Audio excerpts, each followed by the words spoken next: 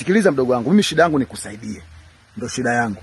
Ukisema uondoke huyo, anakutafuna hapo hapo. Unaona kichwa alivyokuelekezea hicho? Hicho kichwa amekuelekezea kwenye mguu wako. Ni kwa sababu tu anasema ukweli wako. Hizo ndizo umezipata wapi? Mimi samani nimezipata hapo hivyo. Yaani umezipata hapo shamba la nani? Nimezichukua tu kwa sababu sisi njaa tu, yani njaa kwa sababu mimi naishi na mdogo wangu alafu sina kitu. Sasa ndio uje kuiba kwenye mashamba ya watu.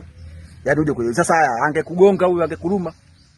Yaani huyo ndo amekukamata ili wewe usiondoke. Yaani ukitingishika ujue umelika. Na mimi nakurekodi hii video ili niende niwapelekee serikali wasiseme kwamba labda nimekuonea. Huyo yeye ataondoka na shughuli zake. Lakini sasa je, ndio angekuja mtu mwingine? Mimi kwa sababu ndo mwenye shamba naweza kumtoa huyo, umeona anaondoka huyo, hana shida. Je, ndio kama angekuwa mtu mwingine? Singekuua mdogo wangu? Ndio, lakini sitorudia tena, nisamee. Yaani kwa nini wewe watalishe maisha yako kwa eti kwa sababu ya ndizi hizo? Ndizi hizo ndio utalishe maisha yako kuingia mashamba watu kuiba. Sasa mdogo wangu mimi nakuachia kwa sababu yule jamaa usimwona anakuachia. Anaondoka. Lakini usije ukarudia. Tulia hivyo hivyo. Tulia hivyo hivyo, muache aondoke. Usije ukarudia tena. Ukija ukirudia kitakacho kukuta.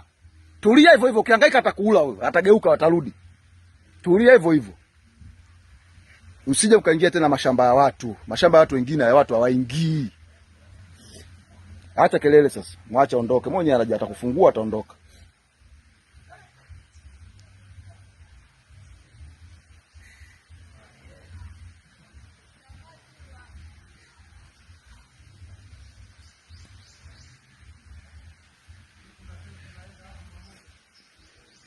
Shusha huo mzigo hapo chini.